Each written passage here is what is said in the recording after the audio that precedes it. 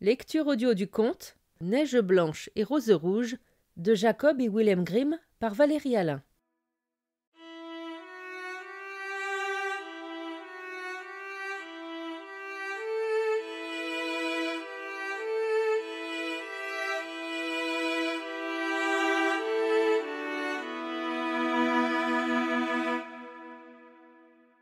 Une pauvre veuve vivait seule dans une petite maisonnette devant laquelle il y avait un jardin. Dans ce jardin poussaient 2 rosiers, l'un portait des roses blanches et l'autre des roses rouges. Et elle avait aussi 2 enfants qui ressemblaient aux 2 rosiers. L'une s'appelait Neige blanche et l'autre Rose rouge. Elles étaient douces et gentilles, travailleuses et infatigables comme aucun enfant du monde ne le fut jamais. Neige blanche était juste un peu plus calme et plus douce que Rose rouge.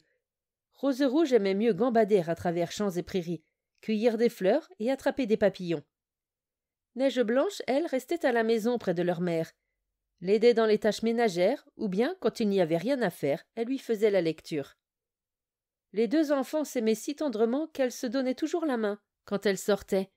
Et quand Neige blanche disait « Nous ne nous quitterons jamais », Rose rouge répondait « Jamais, aussi longtemps que nous vivrons ». Et leur mère ajoutait « Ce que l'une de vous a, elle doit le partager avec sa sœur ». Souvent elles se promenaient seules dans la forêt et ramassaient des fraises des bois, et les animaux ne leur faisaient jamais de mal. Au contraire, ils venaient à leur rencontre sans avoir peur.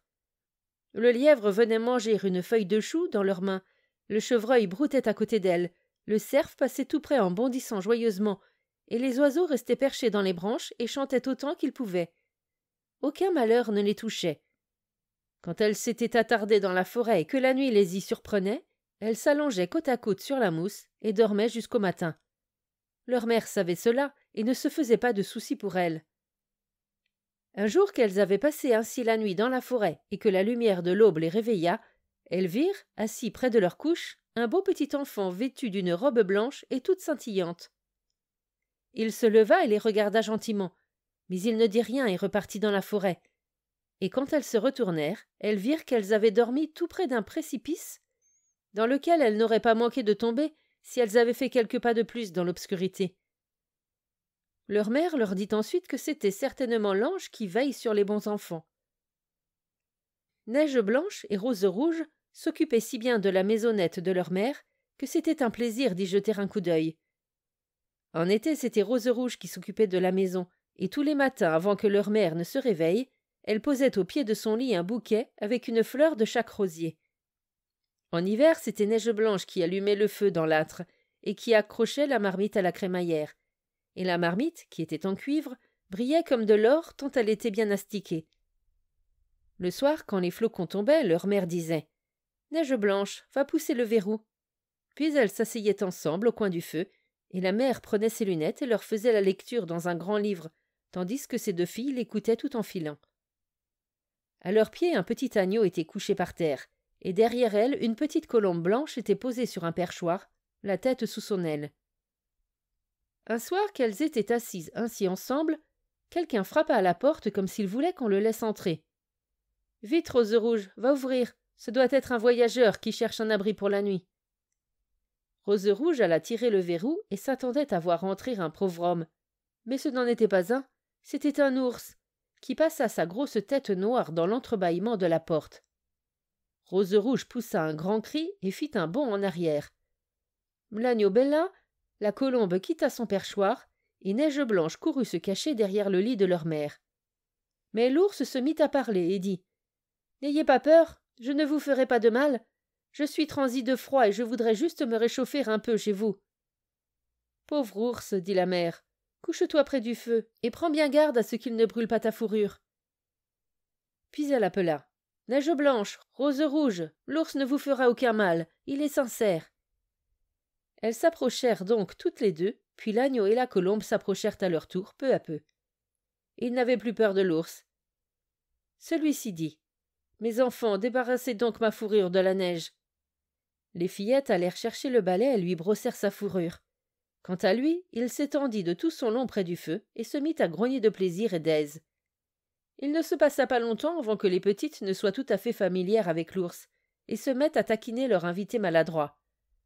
Elles lui ébouriffaient les poils avec leurs mains elles posaient leurs petits pieds sur son dos et les remuaient en tous sens. Ou alors elles prenaient une branche de noisetier et le frappaient avec. Quand il grognait, elles éclataient de rire. L'ours se laissait faire volontiers, et quand elles y allaient un peu trop fort, il s'écriait « Laissez-moi en vie, mes enfants ! Neige blanche, rose rouge, doucement, ou tu tueras ton prétendant !» Quand vint l'heure de dormir et que tout le monde partit se coucher, la mère dit à l'ours « Pour l'amour de Dieu, tu peux rester couché là près de l'âtre, au moins tu seras à l'abri du froid et du mauvais temps. » Dès que le jour se mit à poindre, les deux enfants le laissèrent sortir et il trotta vers la forêt à travers la neige. À compter de ce jour-là, l'ours revint tous les soirs à une certaine heure. Il se couchait alors près de l'âtre et permettait aux petites de s'amuser avec lui aussi longtemps qu'elles le voulaient. Et elles s'habituèrent si bien à lui que la porte n'était jamais verrouillée avant l'arrivée de leur ami velu.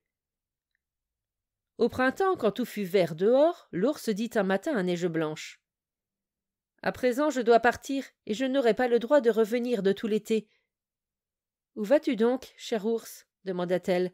« Je dois aller dans la forêt, protéger mes trésors de la convoitise des méchants nains. En hiver, quand le sol est gelé, ils sont contraints de rester sous terre, et ne peuvent pas se frayer un passage. Mais maintenant que le soleil a chassé la glace et que la terre s'est réchauffée, les nains peuvent sortir. Ils remontent à la surface de la terre, ils cherchent et ils pillent. Et une fois qu'une chose est entre leurs mains et se trouve dans leur caverne, ce n'est pas si facile de la faire remonter à la lumière du jour. » Neige blanche était toute triste du départ de l'ours. Et quand elle lui ouvrit la porte et que l'ours sortit, il s'accrocha au crochet de la porte et sa peau se déchira un peu. Neige blanche eut alors l'impression de voir scintiller sous la peau quelque chose de doré, mais elle n'en était pas très sûre. L'ours s'empressa de partir, et il disparut bientôt derrière les arbres. Quelque temps après, la mère envoya ses filles chercher du bois mort dans la forêt. Elles trouvèrent dehors un grand arbre qui était tombé à terre, et près du tronc, elles aperçurent quelque chose qui sautillait dans l'herbe, mais sans pouvoir distinguer ce que c'était. En s'approchant, elles virent un nain avec un visage vieux et tout ridé et une barbe blanche longue d'une aune. Le bout de sa barbe était coincé dans une fente de l'arbre, et le petit homme sautillait en tous sens comme un chien au bout de sa laisse, et il ne savait pas comment se tirer d'affaire. Il dévisagea les fillettes de ses yeux rouges comme la braise et leur cria « Eh bien, qu'avez-vous à rester là comme ça? Vous ne pouvez pas venir m'aider ?»« Que t'est-il arrivé, petit bonhomme ?» demanda Rose rouge. « Tu es bête comme une oie, et curieuse en plus. J'ai voulu fendre cet arbre pour avoir du petit bois dans ma cuisine. Les grosses bûches font aussitôt brûler le peu de nourriture qu'il nous faut, à nous autres, qui ne nous empifferons pas comme les créatures grossières et avides que vous êtes. J'avais déjà bien engagé le coin et tout allait comme je voulais. Mais ce fichu bois était trop lisse et le coin est ressorti malencontreusement, et l'arbre est tombé si vite que je n'ai pas eu le temps de retirer ma belle barbe blanche. Maintenant elle est coincée dedans et je ne peux plus bouger. Voyez ces visages laiteux et lisses qui rient bêtement.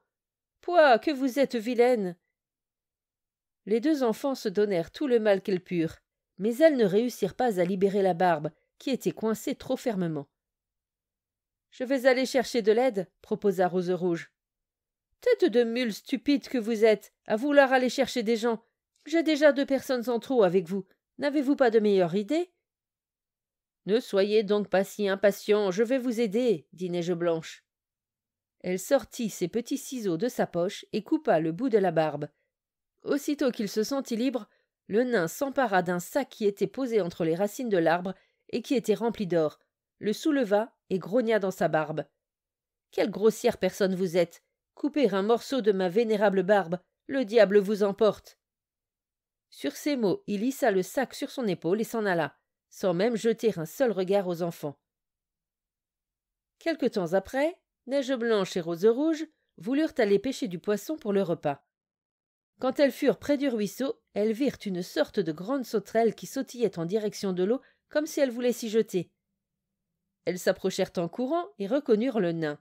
« Où vas-tu » demanda Rose rouge. « Tu n'as tout de même pas l'intention d'aller dans l'eau ?»« Je ne suis pas idiote à ce point, » lui cria le nain. « Ne voyez-vous donc pas que c'est ce fichu poisson qui essaie de m'y entraîner ?» Le petit homme était assis là, en train de pêcher, et par malchance, le vent avait emmêlé sa barbe avec le fil de sa canne à pêche. Et quand, juste après, un gros poisson mordit à l'hameçon, la pauvre petite créature n'eut pas assez de force pour le sortir de l'eau. Le poisson était plus fort et tirait le nain vers lui. Celui-ci avait beau s'accrocher à tous les brins d'herbe et à tous les joncs, cela ne lui était pas d'un grand secours. Il n'avait d'autre choix que de suivre les mouvements du poisson et pouvait être entraîné dans l'eau à tout moment. Les fillettes arrivèrent juste à temps. Elles le retinrent et tentèrent de démêler la barbe du fil de pêche, mais en vain. La barbe et le fil étaient inextricablement emmêlés. Il n'y avait pas d'autre solution que de sortir les ciseaux et de sacrifier une partie de la barbe. Quand il vit cela, le nain leur hurla. « Crapaud que vous êtes! Est-ce que ce sont des façons de faire que de défigurer quelqu'un ainsi? Non seulement vous m'avez taillé le bas de ma barbe, mais maintenant vous m'en avez coupé la plus belle partie. Je n'ose même plus me montrer devant les miens. Courez, courez donc, jusqu'à en perdre vos semelles. » Puis il attrapa un sac de perles qui se trouvait parmi les roseaux, et sans dire un mot de plus, il partit en le traînant derrière lui et disparut derrière une pierre. Il se trouva que, peu de temps après, la mère envoya ses filles à la ville pour acheter du fil à coudre, des aiguilles, de la ficelle et des rubans. Leur chemin leur fit traverser une lande parsemée çà et là de gros blocs de pierre. Elles virent un gros oiseau planer dans l'air et décrire lentement des cercles autour d'elle, puis il descendit de plus en plus bas et vint finalement se poser près d'un bloc de pierre. L'instant d'après, elles entendirent un cri strident et pitoyable. Elles accoururent et virent avec horreur que l'aigle avait saisi dans ses serres leur vieil ami le nain et s'apprêtait à l'emporter. Les enfants, qui avaient pitié de lui, le saisirent aussitôt et luttèrent avec l'aigle jusqu'à ce qu'il finisse par abandonner sa proie. Quand il se fut remis de sa première frayeur, le nain cria de sa voix perçante « Ne pouvez-vous pas me traiter avec plus de précaution? Vous avez tiré sur mon pauvre petit habit, et le voilà maintenant tout troué et en lambeaux. Créatures maladroites et empotées que vous êtes !» Puis il prit un sac de pierres précieuses et se glissa de nouveau sous le bloc de pierre dans sa caverne. Les fillettes, déjà habituées à son ingratitude, poursuivirent leur chemin et firent leurs emplettes en ville. Quand elles repassèrent par la lande, au retour, elles surprirent le nain, qui avait tout vidé son sac de pierre dans un endroit dégagé, sans penser que quelqu'un pouvait encore passer par là à cette heure tardive. Le soleil couchant éclairait les pierres étincelantes, qui chatoyaient et brillaient de mille feux, et c'était un spectacle si somptueux que les enfants s'arrêtèrent pour le contempler. « Qu'avez-vous à rester bouche bée » cria le nain, et son visage gris comme la cendre était devenu écarlate de colère. Il s'apprêtait à continuer de débiter des injures quand un grand grognement se fit entendre et un gros ours sortit de la forêt. Le nain bondit, effrayé, mais il ne pouvait plus regagner son repère, car l'ours était déjà près de lui. Il s'écria alors, au comble de la frayeur, « Monsieur l'ours, mon cher, je vous en supplie, épargnez-moi, je vous donnerai tous mes trésors. Voyez les belles pierres qui sont là, laissez-moi la vie sauve. Pourquoi vous en prendre au pauvre petit bonhomme tout maigre que je suis? Vous ne me sentirez même pas entre vos dents. Tenez, prenez les 2 filles impies que voilà. Ce seront pour vous des morceaux de choix, elles sont grasses comme de jeunes cailles, mangez-les pour l'amour de Dieu. » L'ours ne se soucia pas de ces paroles, donna à l'odieux personnage un seul coup de patte, et ce dernier ne bougea pas. Les fillettes s'étaient enfuies, mais l'ours cria dans leur direction. « Neige blanche, rose rouge, n'ayez pas peur, attendez-moi, je vais venir avec vous. » Elles reconnurent alors sa voix et s'arrêtèrent, et quand l'ours arriva à leur hauteur, sa peau de bête tomba soudain à ses pieds, et il apparut sous les traits d'un bel homme tout vêtu d'or. « Je suis le fils d'un roi, dit-il, et ce nain impie, qui m'a volé mes trésors, m'avait condamné à vivre dans la forêt, transformé en ours sauvage, jusqu'à ce que sa mort me délivre. À présent, il a reçu son châtiment bien mérité. » Neige blanche l'épousa, et Rose rouge épousa son frère, et ils partagèrent entre eux tous les trésors que le nain avait entassés dans sa caverne. Leur vieille mère vécut encore de longues années paisibles et heureuses auprès de ses enfants. Elle emporta avec elle les 2 rosiers et les planta devant sa fenêtre. Et tous les ans, il y poussait les plus belles roses, des blanches et des rouges.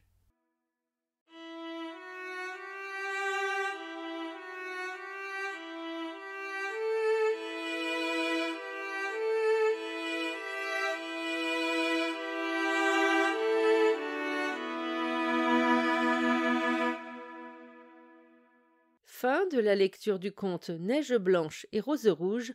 Merci de votre écoute. Je vous rends vos oreilles, cœur avec les doigts.